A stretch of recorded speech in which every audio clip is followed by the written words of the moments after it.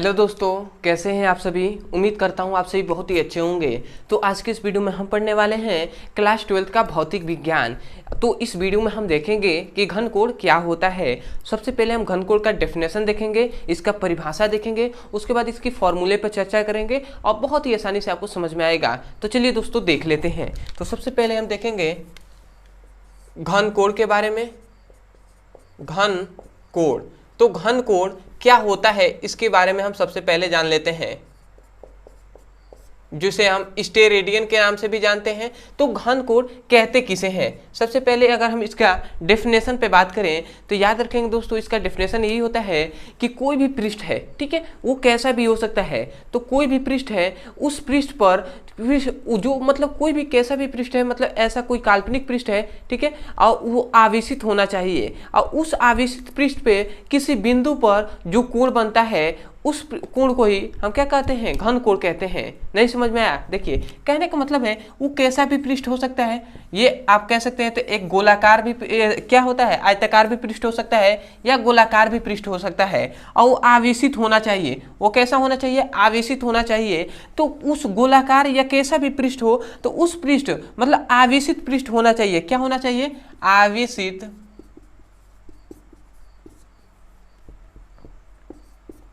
पृष्ठ होना चाहिए। ये पहले जो क्या है, इसकी शर्तें हैं कि जो घनकोण होगा वो आवेशित पृष्ठ होना चाहिए और किसी आवेशित पृष्ठ के किसी बिंदु से बने कोण को, किसी बिंदु पर बने कोण को ही हम क्या कहते हैं, घनकोण कहते हैं। अब यहाँ पे जो कोण बन रहा है, ठीक है, यहाँ पे जो कोण बनेगा इसे ही हम डी ओमेगा कहते हैं। डी ओमेगा मतलब इसे ही हम घनकोण कहते हैं। मतलब क्या है, किसी आवेशित पिंड के किसी बिंदु पर बने कोण को ही हम घनकोण कहते हैं। समझ में आया डेफिनेशन, बहुत इजी है। यहाँ पर भी किसी भी बिंदु पर, मान लेते हैं ये कोई बिंदु है, तो इस बिंदु पर जो बना कोण होगा, इस कोण को ही हम क्या कहेंगे, डी ओमेगा कहेंगे, अर्थात घनकोण कहेंगे।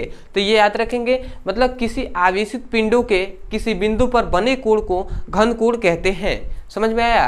तो यही मैं लिख दे रहा हूँ, ठीक है। तो आपको यहाँ से बोलना है कि ये कोई आवेशित पिंड है, चाहे ये कोई आवेशित पिंड है, तो किसी आवेशित पिंड के किसी बिंदु पर बने कोण को घनकोण कहते हैं। तो आशा करते हैं दोस्तों आपको समझ में भी आ गया होगा और याद भी हो गया होगा। तो मैं यहाँ पे लिख दे रहा हूँ, ऐसी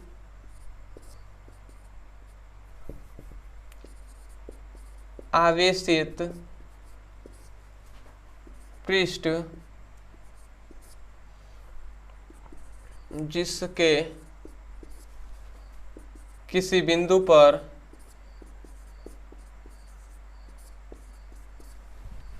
बने कोण को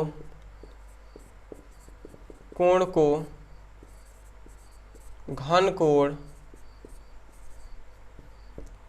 कहते हैं। मतलब किसी आवेशित पिंड के किसी बिंदु पर बने कोण को घनकोण कहते हैं। और इसे याद रखेंगे, इसे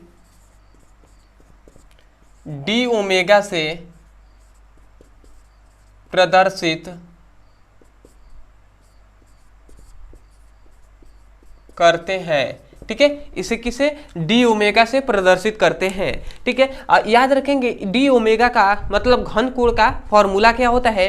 तो ये भी बात याद रखेंगे, इसका फॉर्मूला होता है, यहाँ पे जो कोण बनता है इस कोण को ही, मतलब यहाँ पे जो कोण या थीटा मतलब कह सकते हैं, जो कोण बनता है उसे ही हम डी ओमेगा कहते हैं। ये बात तो पता होगा। तो याद रखेंगे डी ओमेगा का फॉर्मूला होता है d s cos theta by are square.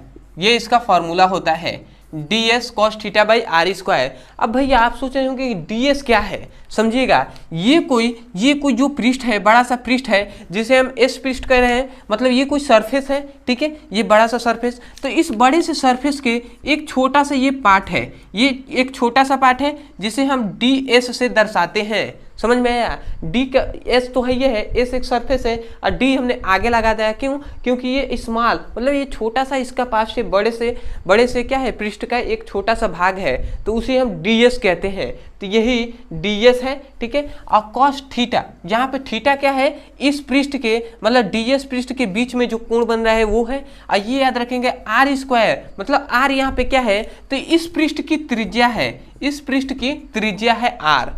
समझ में आया? तो यही याद रखेंगे, D omega equal to D जस cos theta by are square. ये बहुत ही इंपॉर्टेंट फॉर्मूला है। जब आप गॉस का प्रमेय पढ़ेंगे, ठीक है, उनका अनुप्रयोग पढ़ेंगे और प्रमेय में, तो आपको बहुत ही यूजफुल ये होगा। ठीक है, तो इसे आप याद रखेंगे। ठीक है, तो ये हो गया। अब आपको याद रखना है कि ये तो छोटे से जो क्या है, इसका पार्ट है, बड़े से पृष्ठ का एक छोटा सा भाग है। इसके लिए हमने डी ओमेगा मतलब घन कोण निकाल लिया। यदि हम कहें कि पूरे संपूर्ण पृष्ठ के लिए हमें घन कोण निकालना है, तो वो क्या होगा? तो याद रखेंगे, पूरे पृष्ठ के लिए जो घन कोण होता है, ठीक है, ऐसे होता है घन कोण।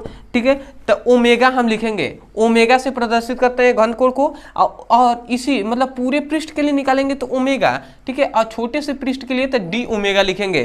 ठीक है, तो इसका फॉर्मूला होता है डी ओमेगा। अगर निकालना हो तो हम छोटे से जो क्या होता है डी ओमेगा होता है, उसका हम समाकलन कर देते हैं। समाकलन मतलब होता है कि ऐसे ही बहुत से पृष्ठों का योग ही, उसे ही हम समाकलन कहते हैं। तो इसको अगर हम सॉल्व करते हैं तो ध्यान दीजिएगा, ये भी बहुत इंपॉर्टेंट है। तो ये डी ओमेगा आपका हो गया। और जब इसका मान हम रखते हैं तो डी ओमेगा का मान क्या है? D s cos theta by are square है। ठीक है, अब यहाँ से थोड़ा सा आपको ध्यान देना है कि जो ओमेगा इक्वल टू निकलता है, तो याद रखेंगे इसका d s cos theta by are square यदि समाकलन हो रहा है तो इसका मान ही होता है 4 पाई।